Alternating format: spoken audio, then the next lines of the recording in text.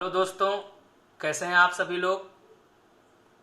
आप लोगों की पढ़ाई बहुत ही अच्छी चल रही होगी और मेहनत से पढ़ते भी रहिएगा। देखिए, अभी लॉकडाउन में जो आपको समय मिला है, इसका अच्छे से सदुपयोग अपने पढ़ाई पे कीजिए। इधर आपको ये भी पता चल रहा होगा कि कहीं ना कहीं गवर्नमेंट जॉब बहुत जरूरी है। अगर आप सरकारी नौकरी में हैं तो आपको तमाम सारी सुविधाएं, तमाम सारे प्राइवेट काम करने वाले लोग इस लॉकडाउन में बहुत परेशान हैं। सैलरी समय से किसको मिल पा रही है? जो सरकारी सेवा में है।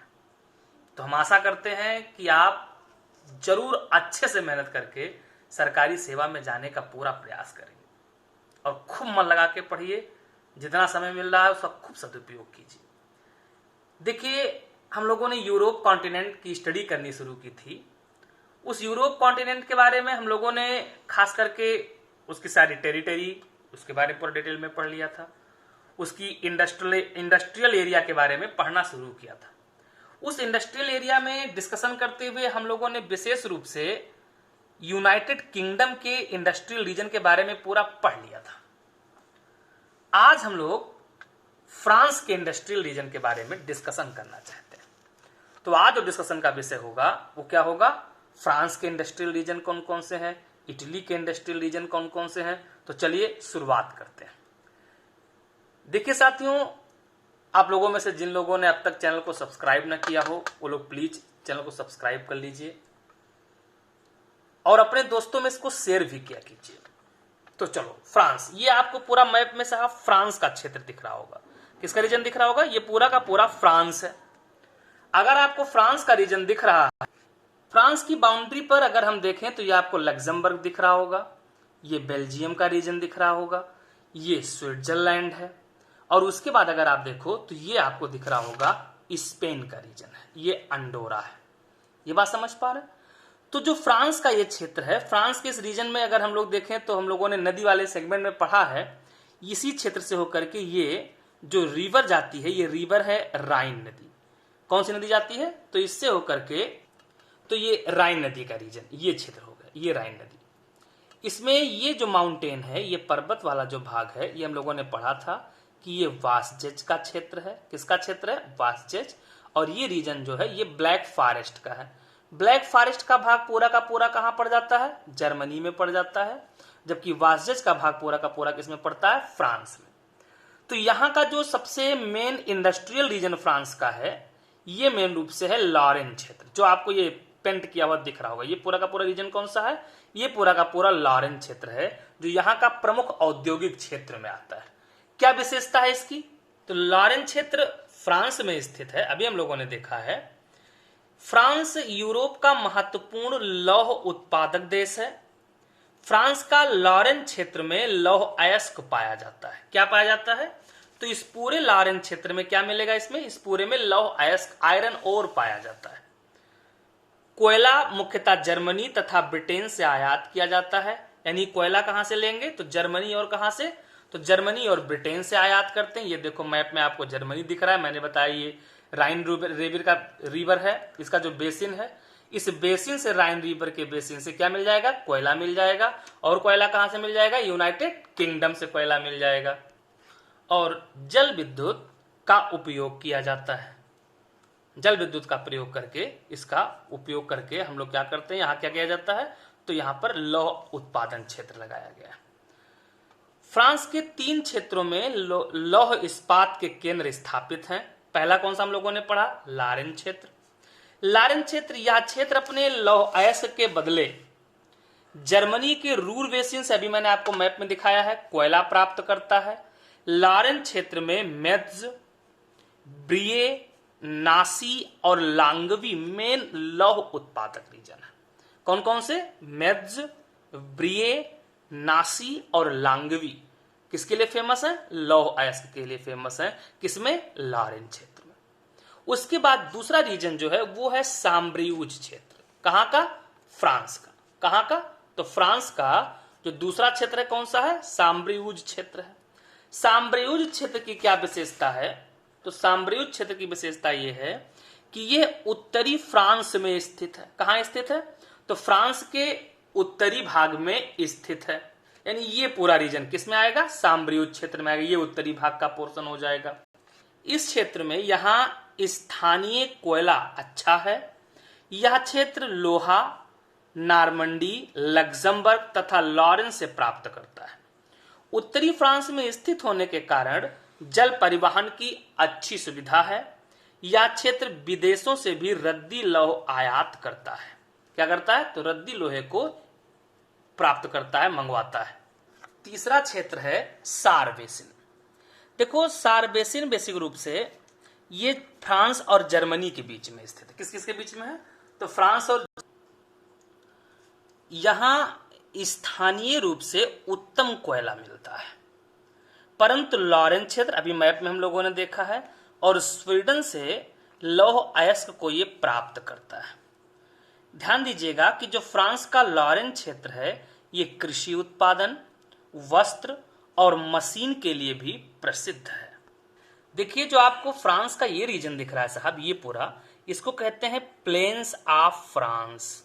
क्या कहा जाता है इसको, प्लेन्स ऑफ फ्रांस कहते हैं। फ्रांस का मैदानी भाग कहा जाता है।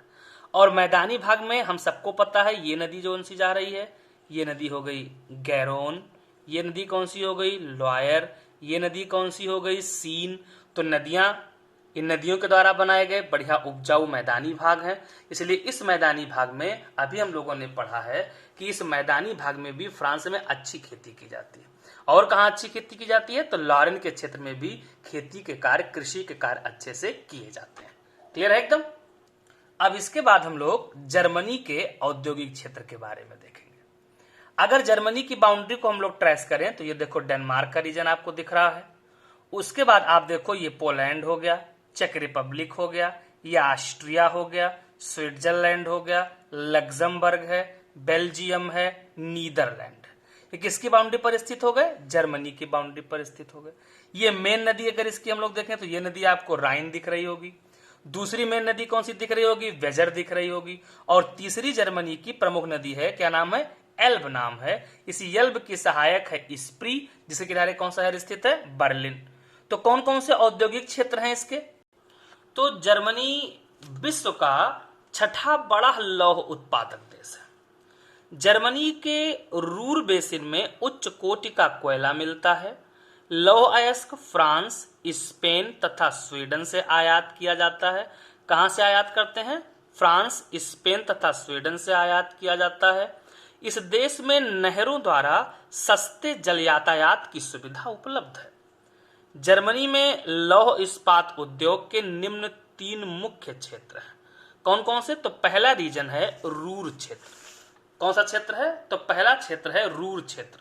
तो जर्मनी में ये रीजन जो आपको दिख रहा है, कौन सा दिख रहा है, रूर बेसिन। तो पहला क्षेत्र कौन सा है, रूर का क्षेत्र है।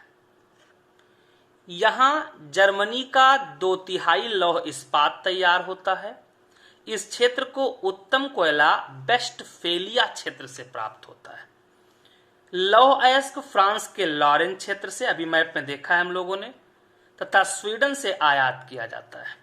यहां प्रमुख केंद्र बोखम, ध्यान दीजिएगा, आखन, एसेन, गेल्सन, करचने, डुइर्सबर्ग, डुडोल्फ, सोलिंग और मलहीम क्षेत्र है। इस क्षेत्र को जर्मनी का काला प्रदेश के साथ साथ यूरोप का औद्योगिक हृदय स्थल भी कहा जाता है। तो किसका ये हृदय स्थल कहलाता है, कहां का औद्योगिक हृदय स्थल है ये, तो यूरोप का कहलाता है। उसके बाद दूसरा रीजन जो आता है, वो दूसरा रीजन है सार क्षेत्र। कौन सा क्षेत्र है, सार क्षेत्र, अभी पढ़ा था हम लोगों ने। यह फ्रांस और जर्मनी की सीमा पर स्थित है। यहां स्थानीय रूप से उत्तम कोयला मिलता है। लौह अयस्क लॉरेन क्षेत्र से मंगाया जाता है। इस क्षेत्र का प्रधान केंद्र सारबुसान है। कौन सा है, तो सारबुसान इसका प्रधान केंद्र है। उसके बाद तीसरा क्षेत्र जो है, वो तीसरा क्षेत्र आता है, यह है दक्षिणी क्षेत्र, सदर्न रीजन। जर्मनी में सदर्न रीजन। इस क्षेत्र का विस्तार पश्चिमी जर्मनी के दक्षिणी भाग में राइन नदी के सहारे स्थित है। किसके सहारे स्थित है, राइन नदी के सहारे पाया जाता है। दक्षिणी क्षेत्र का प्रधान इस्पात केंद्र कौन कौन से हैं, मेंज, फ्रैंकफर्ट, मानहीम, लुडविग्सहाफेन, स्टटगार्ट, ये मेन क्षेत्र है।